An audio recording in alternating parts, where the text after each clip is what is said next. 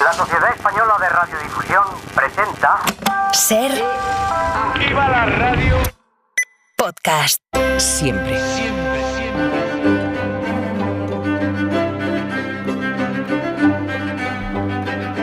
Hola Nieves, buenas tardes.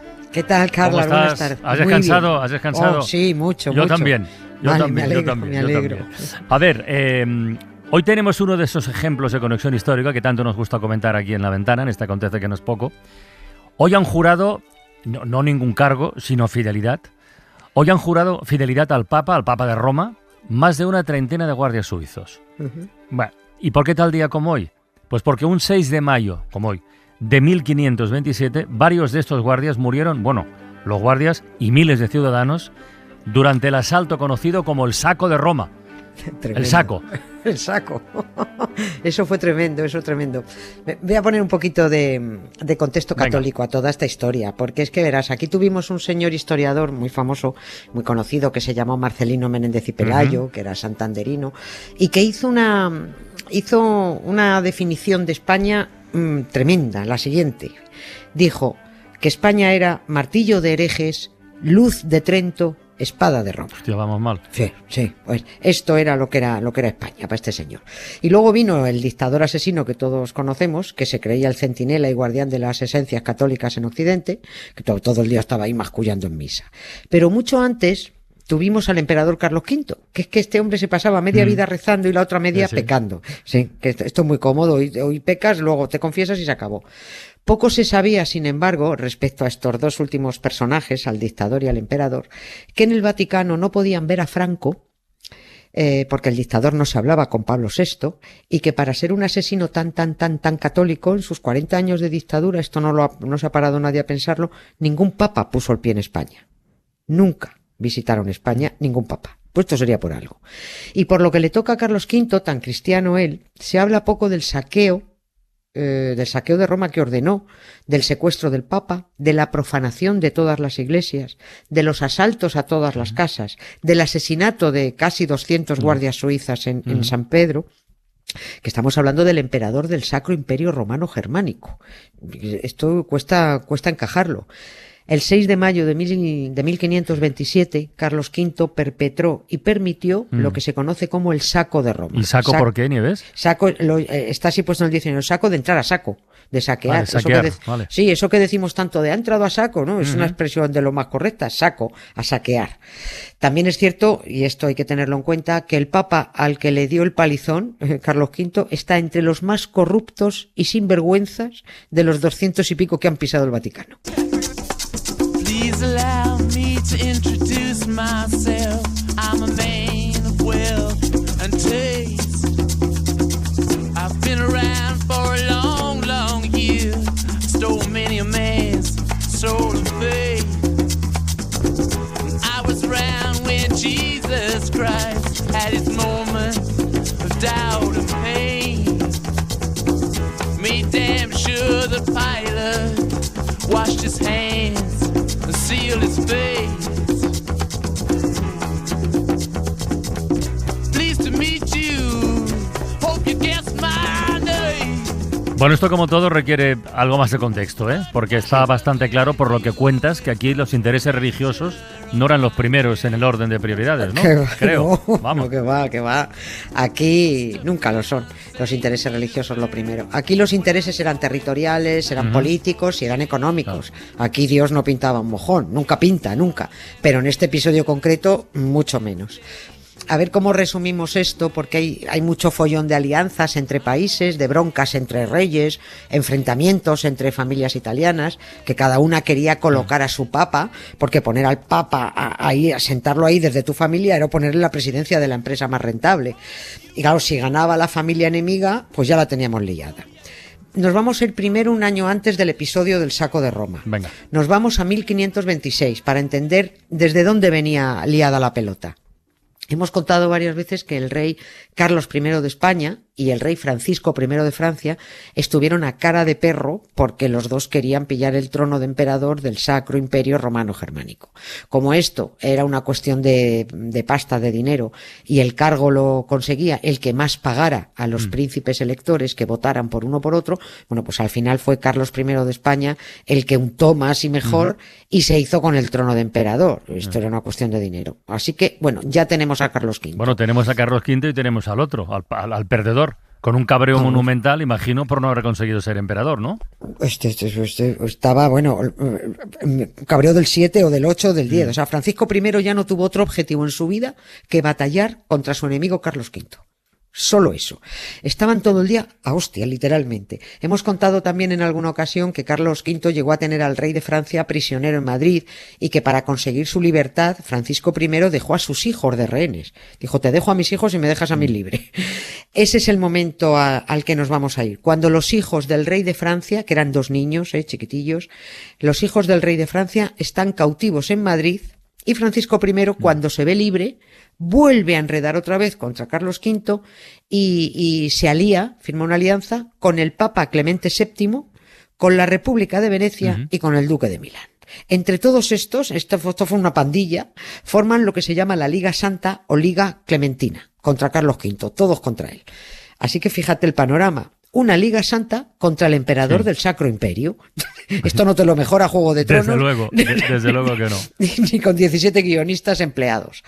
El plan era declararle otra guerra a Carlos V para liberar a los 2 chavales franceses y de paso pararle los pies al emperador porque ya se había quedado con más de media Italia y llevaba camino de quedarse con toda la bota.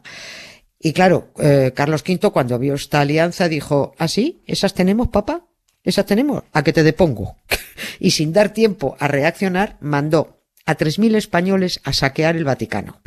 El Papa tuvo que refugiarse en el castillo de Sant'Angelo y al final rendirse. Y entre las condiciones que tuvo que aceptar el Papa estuvo la de romper su alianza con Francia y dejar en paz a la familia eclesiástica enemiga, que eran los Colonna. Clemente era de los Medici, para entendernos.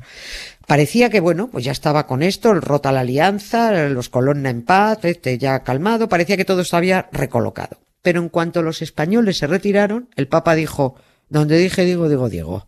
Incumplió todo lo dicho y entonces el emperador Carlos V dijo, ahí ya la has liado muy gorda, pollito, ya la has liado. Ahora sí que te vas a enterar. Tú te has creído que por ser yo bueno, que puedes ir pisando por donde friego. Crees que eres el sitio donde estoy cayendo. Pero con la misma que has venido te puedes ir yendo, porque te advierto que me he cansado, que hasta los tontos tenemos tope, y esta vez voy a acertar aunque sea de rebote, porque te he perdonado. Pero hasta los tontos tenemos tope, y esta vez voy a acertar aunque sea de rebote. No fue de rebote, me temo. Pero entonces, para no perder el hilo de la historia, los 3.000 españoles que saquearon y asaltaron el Vaticano no son los del saco de Roma, eran otros. Eran otros. Esto es la previa del partido. Vale. Esta es la previa. Lo de los 3.000 españoles que el emperador mandó fue una broma con lo que vino después. Eso fue nada, una chorradica. Esta vez, Carlos V movilizó un ejército imperial, entre soldados y mercenarios de 30.000 hombres. Entre ellos 14.000 alemanes, que encima eran luteranos, o sea, con lo cual te puedes imaginar cómo entraron en Roma. Con ganas. Y entraron diciendo, ¡buah! Todo nuestro. Y también movilizó a 5.000 suizos, que eran los más feroces mercenarios de Europa. Todos se los rifaban los suizos, porque los suizos ellos neutrales siempre. Donde esté la pasta están ellos. Aquel ejército empezó a avanzar, bajando desde el norte de Italia hacia los estados pontificios. Y el Papa en Roma diciendo, será capaz este emperador, que nos debe obediencia a nos, o sea, nos somos Dios y yo, que se dicen ellos, ¿no? Nos debe obediencia, será capaz de atacarnos otra vez, tendrá valor. Y no hacía falta tener valor, solo hacían falta 30.000 tíos ávidos de riquezas para entrar a lo bestia en Roma. Y con carta blanca, porque es que el emperador Carlos V no hizo provisión de dinero para pagar a toda esa tropa. Y tuvieron autorización para ir saqueando, robando, asaltando casas, iglesias y palacios por donde pasaran. en campos y ciudades. Ese iba a ser su sueldo, esa era su recompensa. Se les dijo que cuando llegaran a Florencia y Roma se podrían cobrar todo lo que se les debía. Lo que pasa es que ni Carlos V ni el condestable de Borbón, era el que estaba al mando de las tropas, ninguno de ellos pudo imaginar que la cosa iba a ser tan brutal. Yeah. Florencia se libró porque el ejército del Papa blindó la ciudad, pero entonces el ejército imperial dijo, mira, aquí no nos vamos a entretener, directamente a por Roma. Aquellos 30.000 soldados imperiales no luchaban por fidelidad al emperador ni por cuestiones territoriales, solo tenían en la cabeza entrar en Roma y saquearla entera. Y eso fue lo que hicieron la madrugada del 6 de mayo de 1527. Oye, y entre tanto, ¿el Papa qué hacía? Quiero decir, ¿lo vio venir o se refugió otra vez en Sant'Angelo o qué hizo? Sí, bueno, ¿qué hizo? El Papa estaba como los bancos, que no daba crédito. Pero estos, el Papa, como siempre, estos son los que la lían y los primeros que se salvan. Lo primero que hizo fue refugiarse con 13 cardenales y 3.000 miembros de su séquito en Sant'Angelo. Otra vez se refugió, esa fortaleza redondita que siempre vemos de Roma. Bueno, los dejó y allá se las apañara a los romanos. Y la cosa empeoró además porque cuando comenzó el asalto, el que estaba al mando de las tropas, el condestable de Borbón, que era un tipo con carisma, que tenía cierto ascendiente sobre las tropas, recibió un mosquetazo de un guardia suizo y cascó. O sea que el ataque y el saqueo iba a ser demencial, porque ya sin un alto mando al frente que frenara el delirio. Salvo las propiedades y las riquezas del cardenal Colonna y su familia, que eran aliados del emperador contra el Papa chungo Clemente VII, salvo esas propiedades que fueron protegidas por soldados españoles, Roma patas arriba. Todo Roma. No hubo un romano que no fuera víctima de la violencia, ni una romana sin violar. Nunca se pudo hacer un recuento de muertos, más de 6.000, dicen algunas fuentes. Todas las iglesias, absolutamente todas, fueron saqueadas de joyas, oro y relicarios, salvo dos, la alemana y la española. Los 30.000 soldados imperiales al servicio del emperador del Sacro Imperio Romano Germánico no dejaron una sola casa sin asaltar. Y las puertas y ventanas de todas partes destrozadas eran de madera pues para hacer hogueras. Los archivos vaticanos, las bibliotecas también saqueados, obras de arte, unas destrozadas y otras vendidas después. La Capilla Sistina se convirtió en una cuadra para los caballos. Hola. Sí, los soldados se paseaban disfrazados con las ropas de los cardenales por Roma. Bueno, esto lo hubiera hecho yo también, la verdad. Aquello duró días y meses. La ciudad se despobló porque llegaron luego las epidemias, el Papa encerrado. Yo creo que nadie puede hacerse a la idea de lo que fue aquel saqueo de Roma perpetrado por un cristianísimo emperador al que provocó el más diabólico de los papas. Oye, ¿y esto cómo acabó, Nieves? ¿Y cuándo acabó? ¿Y qué fue del Papa? Esto fue tremendo. A ver, no nos da tiempo porque las consecuencias también pero merecen. Queda pendiente, ¿eh? Sí, es que esto merece su propia historia. Solo adelanto dos cosas. El emperador Carlos V, pasado el tiempo, y con el cinismo propio de los reyes, dijo eso de lo siento mucho, me he equivocado. Sí, y no volverá a ocurrir. Y otra consecuencia es algo que se ha producido hoy en Roma esta tarde, que ya has comentado, y que sucede todos los días 6 de mayo de todos los años. Hoy han jurado fidelidad y servicio al Papa Paco, 34 nuevos guardias suizos del Vaticano. Y los nuevos juran siempre en este día en recuerdo y como homenaje a los 189 guardias suizos que los soldados imperiales mataron aquel día que empezó el saco de Roma. Los muy pavos también te digo que murieron defendiendo al impresentable Clemente VII cuando él ya estaba a buen recaudo, bien comido, bien bebido y bien atendido en su fortaleza de Sant'Angelo. Yo de verdad no sé qué tienen en la cabeza los hooligans de la secta, pero el día que se paren a pensar lo mismo lo descubren. Vamos a dejar pendiente hablar de las consecuencias de aquel saco de Roma, pero sobre todo de conocer a Clemente VII, que era un papa como Dios manda, sinvergonzón y corrupto.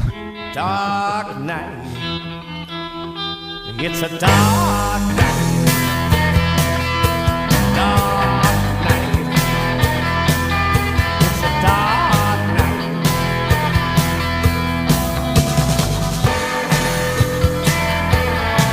Pues nada, Nieves, no hemos empezado mal la semana, ¿eh? Sí. Ni mucho menos, por todo lo alto hemos empezado.